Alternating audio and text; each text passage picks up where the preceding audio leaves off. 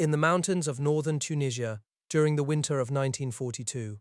The most technologically advanced army in history came to a dead stop. The US Army had arrived in North Africa with a doctrine built entirely on the internal combustion engine. Planners believed that speed and horsepower could solve every problem of distance. But as the winter rains began, the mountain passes turned into a slurry of red clay. Heavy trucks that were supposed to be the backbone of American logistics sat buried to their axles. Their engines screamed as tires spun uselessly in the deep muck. The machines had finally met their match. As the roar of the tank engines faded into the rain, a different sound rose from the valley. It was a rhythmic, ancient clatter of hooves on stone. An improvised pack train, led by a Tunisian mule skinner, moved slowly past the long line of stalled vehicles. The skinner slapped the muddy flank of a stubborn mule to keep it moving toward the front. While the trucks were stuck 10 miles back, these animals carried the only ammunition and rations that would reach the infantry that night. The primitive was now the only thing moving. These soldiers were part of a strategy that assumed a road would always exist or could always be built.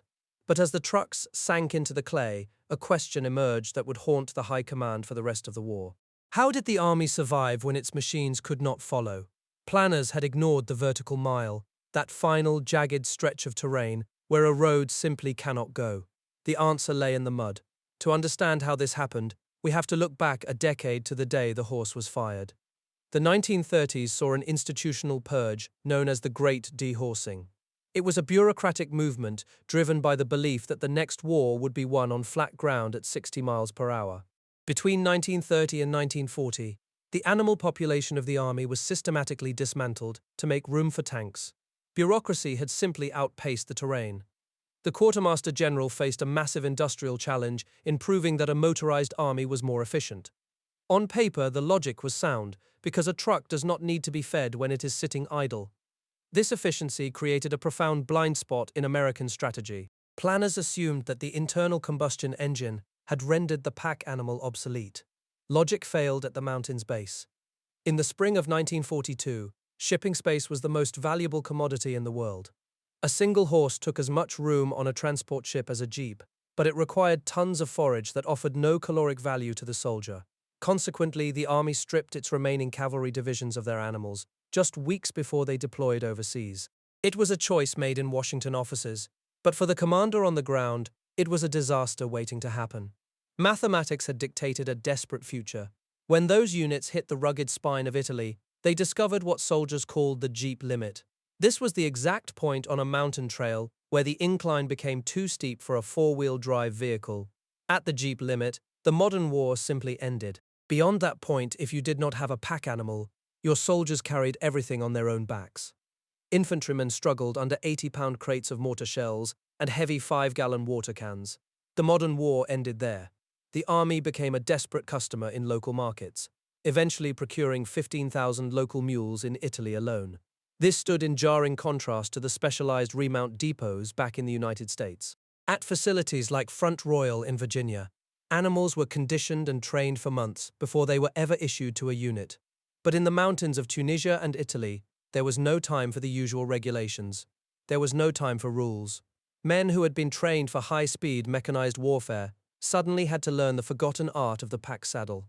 These were soldiers who knew how to change a spark plug, but had no idea how to treat a saddle sore. A multi-million-dollar motorized division would sit idle in a valley, while its radios hummed. The entire operation waited on a single, stubborn mule train to crawl up the final mile to the ridge. High technology waited on a hoofbeat. Official histories often skip this part because it does not fit the narrative of industrial triumph. We like to think of the Second World War as a contest of factories and assembly lines. But on the jagged ridges of the Atlas Mountains, the high-tech dream of total motorization collapsed. The mule became the indispensable tool that tethered the industrial army to the earth. The mountain remained the final judge. By 1941, the army was learning that the machine had its own set of limits. As the military swelled to over 1 million men, logistics groaned under the weight of basic human needs. This was the era of the disorganized experiment, where the government looked to the public to fill the gaps in its planning. The most visible of these efforts was the War Dog program. Sentimentality met the reality of war. This program did not begin in a military laboratory, but in American backyards. A civilian organization called Dogs for Defense acted as the primary recruiter, asking families to donate their pets to the war effort. The military was terrified of saboteurs hitting industrial plants and the long stretches of the Atlantic coastline. A sentry dog handler gripped a leather leash in the shadows of a silent American defense plant. He was guarding the very factories that built the tanks that had replaced the horse. Domestic pets were now soldiers. The military eventually learned that a house pet is not naturally a tactical tool. Of the 20,000 dogs recruited from civilian homes, only half actually completed the training. The army eventually standardized on 7 specific breeds, like German Shepherds and Doberman Pinschers. These animals possessed the innate biological senses required to guard the home front. Nature provided what steel could not. While the dog program struggled with sentimentality, the Quartermaster General faced a crisis that was mundane, but arguably more dangerous. We often think of military logistics in terms of bullets and fuel, but an army of millions generates a mountain of filth that can ground an offensive as surely as a fuel shortage. In the 1930s, laundry was a decentralized and commercial convenience. Soldiers often took their uniforms to local businesses or post exchanges, but by 1940, as training camps exploded in size, the private sector simply collapsed. Local laundries in small southern towns suddenly found themselves asked to process 20 times their normal volume. They did not have the machines, the labor, or the trucks to handle the load. A quartermaster laundry operator stared at a waist-high mountain of blood-stained and mud-caked fatigues.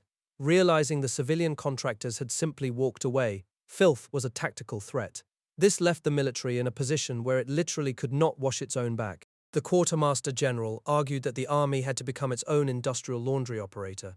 He wanted to build a national chain of government-run plants, but he was met with fierce resistance.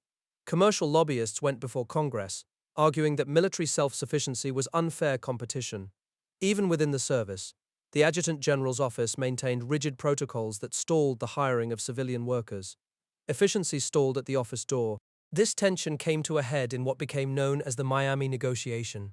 The Quartermaster General sent officers to sit down with recalcitrant local laundry owners who were refusing to meet the Army's demands. The message was blunt. If the private sector could not handle the load, the government would seize the facilities or build its own.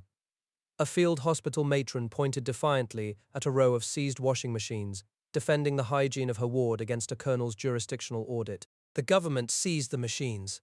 This eventually led to the Miami Plan, a blueprint for how the Army would manage civilian contracts while moving toward total self-sufficiency.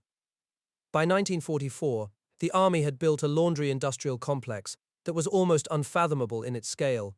They were operating 287 fixed laundries globally, processing over 2 billion pieces of laundry every year.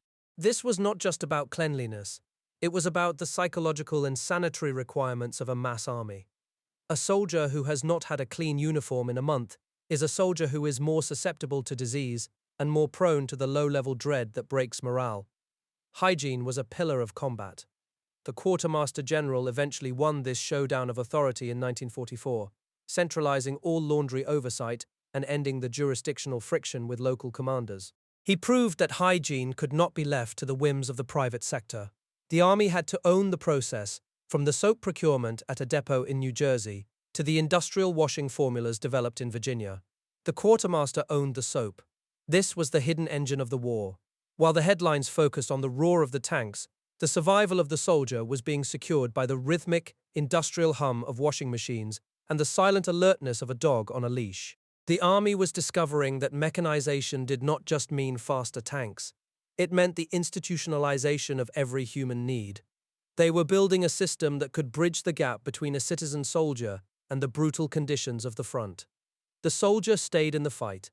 But as the jungle closed in and the mountains rose, the high-tech dream went silent. The military had originally hoped that a dog's nose could solve the problem of the landmine, a weapon that turned the desert floor into a lethal lottery. In the heat of the Mediterranean desert, this hope collapsed. The mine detection trainer stood in the North African sand, watching his dog wander aimlessly through a suspected German minefield. The animal was confused by the rising ground temperature and the competing sense of disturbed earth. In many tests, the dogs were only identifying 50% of the buried explosives, which was no better than a coin flip. The trainer realized that gimmick training was a death sentence for his animal. The experiment ended in the sand. This failure forced a total abandonment of the role, but it led to a much more lethal discovery. The army pivoted to the infantry scout dog. To understand why this shift mattered, you have to look at the ears of a dog in the Pacific. The military realized that the most effective military technology was actually an extension of an animal's innate biological senses. They began training dogs for a single primary trait: silence. Nature provided the missing edge. The silent alert became the defining tool of the jungle patrol. It was a subtle physical reaction, such as a stiffening of the neck or a twitch of the ears, that warned a handler of a hidden enemy up to 1,000 yards away. The silent jungle scout became the point man for this new way of fighting.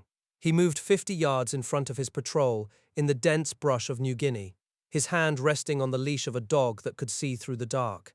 He would freeze mid-step, watching the animal's posture for that split-second signal. He watched the ears of his dog twitch toward an invisible Japanese ambush. The animal became a sixth sense. If the dog alerted, the patrol lived. If the handler misread the dog's posture, they walked into an ambush. The bond between the two had to be unbreakable.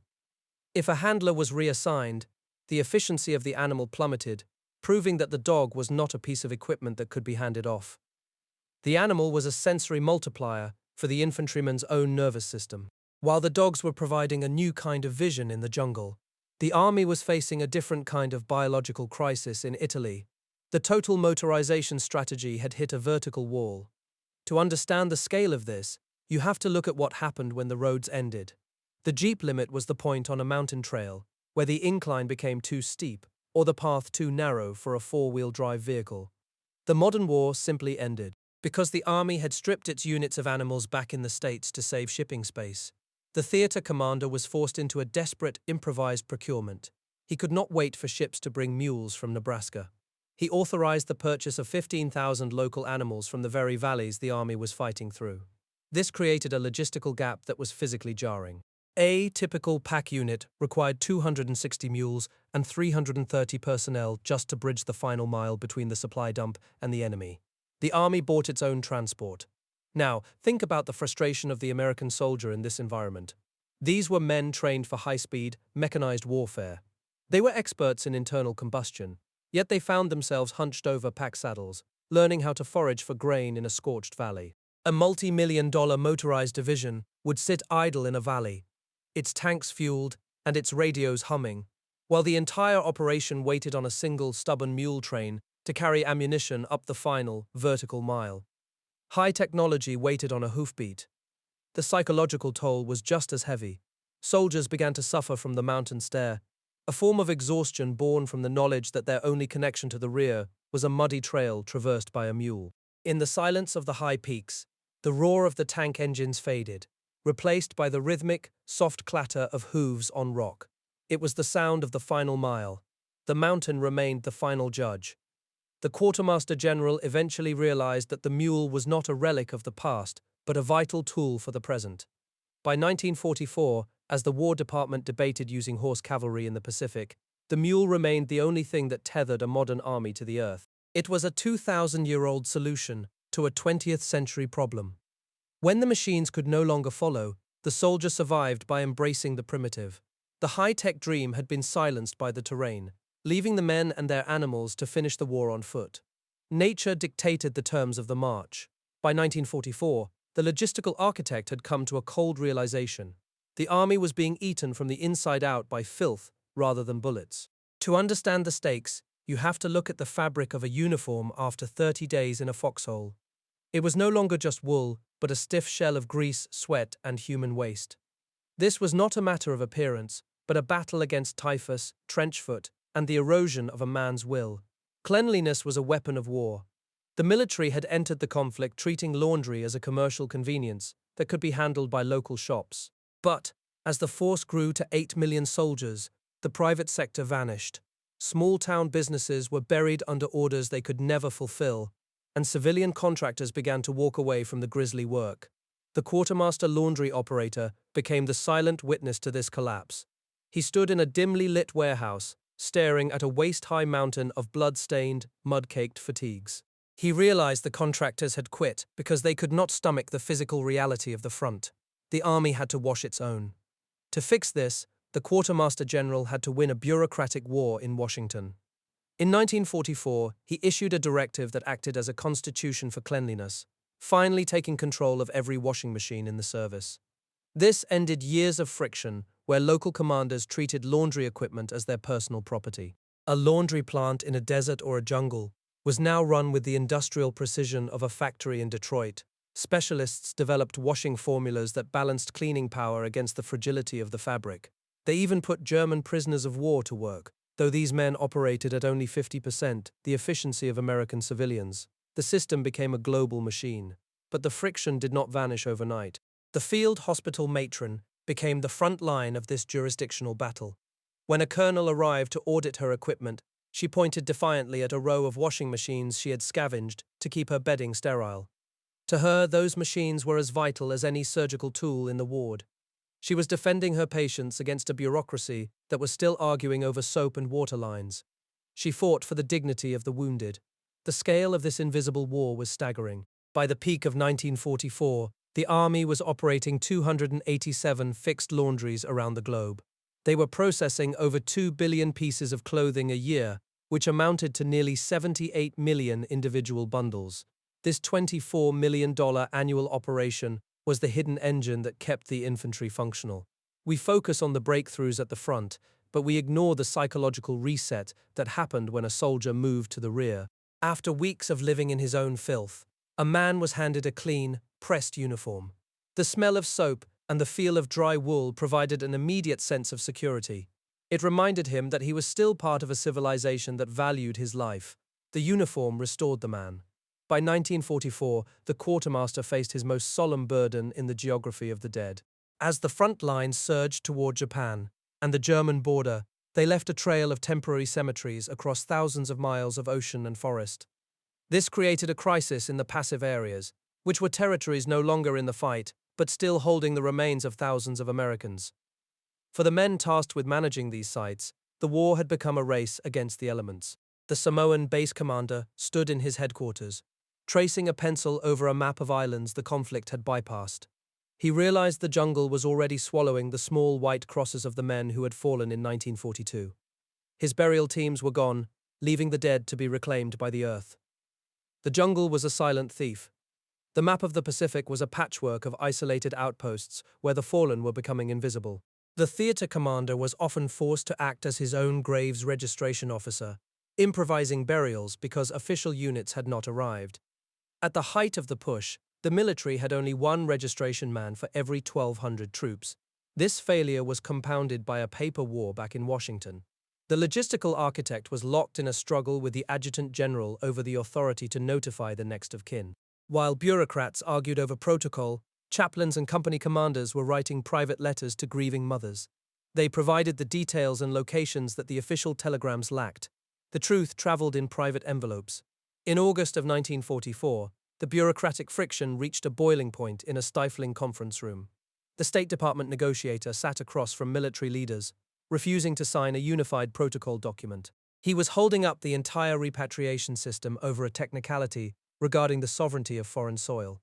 To the officers in the room, it was an infuriating display of administrative inertia.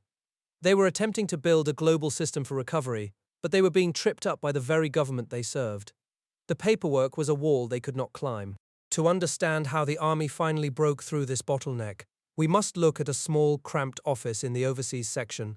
By 1944, the sheer volume of casualty records had become a physical weight that threatened to crush the staff.